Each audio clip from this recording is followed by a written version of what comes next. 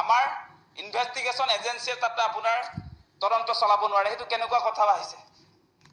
আৰু কেইদিনমানৰ আগত আপোনালোকে জানে আমাৰ শত্ৰু ৰাষ্ট্ৰত গৈ SITয়ে আপোনাৰ তাত প্ৰতিবেদন প্ৰস্তুত কৰি মুখ্যমন্ত্ৰীক দাখিল কৰিব পাৰে। এতিয়া জুবিনদাৰ হত্যাৰ ঘটনাটো SITয়ে আপোনাৰ সেই তদন্ত প্ৰক্ৰিয়াটো ছিংগাপুৰত গৈ কৰিব নোৱাৰে। সেইবিলাক কথা আমি দেখি আছোঁ মুখ্যমন্ত্ৰী ডাঙৰীয়া। আপোনাৰ অন্যায় দেখি আছোঁ। জুবিনদাৰ লগত আদৰ্শগত সংঘাত থাকিব পাৰে আপোনাৰ। আপুনি যেনেকৈ হিন্দুত্ববাদৰ ৰাজনীতি কৰে, জুবিনদাই সমাজবাদৰ ৰাজনীতি কৰে। আপুনি যেনেকৈ সকলো মানুহক ফ্ৰী চাউল দিয়া, হিতাধিকাৰী বনোৱা, ফ্ৰী বীজ আঁচনিৰ কথা কয়, জুবিনদাই ফ্ৰী বস্তু নালাগে বুলি কয়। সেই সংঘাতবিলাকৰ কাৰণে আজি জুবিনদাক ন্যায় নিদিব নেকি আপোনালোকে? আজি মুখ্যমন্ত্ৰীক সেই প্ৰশ্নটো উত্থাপন কৰিছোঁ যে আদৰ্শগত সংঘাতটো আছে কাৰণে জুবিনদাই ন্যায় নাপাব নেকি? আজি জুবিনদাৰ ক্ষেত্ৰত কোনো কাৰণতে আচলতে পলিটিক্স হোৱা উচিত নাছিল। আজি পলিটিক্স কৰিছে কোনে? হিমন্ত বিশ্ব শৰ্মাই নিজেই। তাৰ পাছত ৰাইজক কৈ আছে যে বিৰোধীয়ে পলিটিক্স কৰিছে।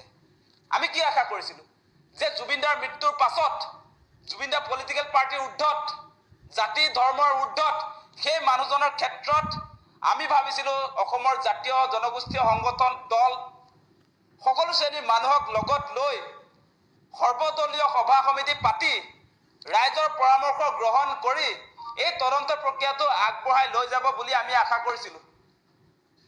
দল সংগঠনৰ কথাটো বাদেই দিলোঁ, এতিয়া সৰ্বদলীয় বৈঠকো নাপাতে মুখ্যমন্ত্ৰীয়ে। সেইটো কেনেকুৱা কথা? আমি ভাৰত চৰকাৰৰ ক্ষেত্ৰত দেখোঁ এনেকুৱা চেঞ্চিটিভ ইছ্যুবিলাকৰ ক্ষেত্ৰত সৰ্বদলীয় বৈঠক পাতি তেওঁলোকে সিদ্ধান্ত লয়। এতিয়া বিভাজনৰ ৰাজনীতিটোৰ জৰিয়তে জুবিনদাই কেতিয়াও ন্যায় নাপায় আজিৰ দিনটোত। গতিকে হিমন্ত বিশ্ব শৰ্মা ডাঙৰীয়া, আপুনি এদিন কয় জুবিনদাক ন্যায় দিলোঁ, তাৰ পাছত সেই ন্যায় দিয়াটো আমি অসমৰ ৰাইজে দেখিবলৈ নাপাওঁ। কি ন্যায় দিলে আমি নাজানো। 5জন মানুহক গ্ৰেপ্তাৰ কৰি দিলে জুবিনদাক ন্যায় দিয়া বুজায় নেকি? আজি ছিংগাপুৰলৈ এই অনুসন্ধানকাৰী সংস্থা SIT গৈয়ে পোৱাগে নাই, কাল্পনিক ভিত্তিত তদন্ত কৰি আছে। গতিকে গ্ৰেপ্তাৰ কৰিলে মানে জুবিনদাক ন্যায় দিয়া বুজায় নেকি? আৰু এনেকুৱা কথা কৈ তেওঁ অসমৰ ৰাইজক ব্লেকমেইল কৰিছে। আনফালেদি আপোনালোকে নিশ্চয় দেখা পাইছে যে মুখ্যমন্ত্ৰীয়ে তেওঁ জুবিনদাক বহুত সন্মান দিলোঁ বুলি কয়।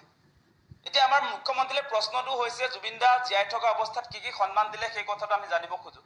আপোনাৰ বহুত সন্মান, কি সন্মান অসম চৰকাৰৰ পৰা, ভাৰত চৰকাৰৰ পৰা জুবিনদাই পালে সেই কথাখিনি আমাক লাগে। মুখ্যমন্ত্ৰী যদি জুবিনদাৰ জীৱনৰ প্ৰতি ইমানে দায়বদ্ধ আছিলে, জুবিনদা এগৰাকী চিকিৎসক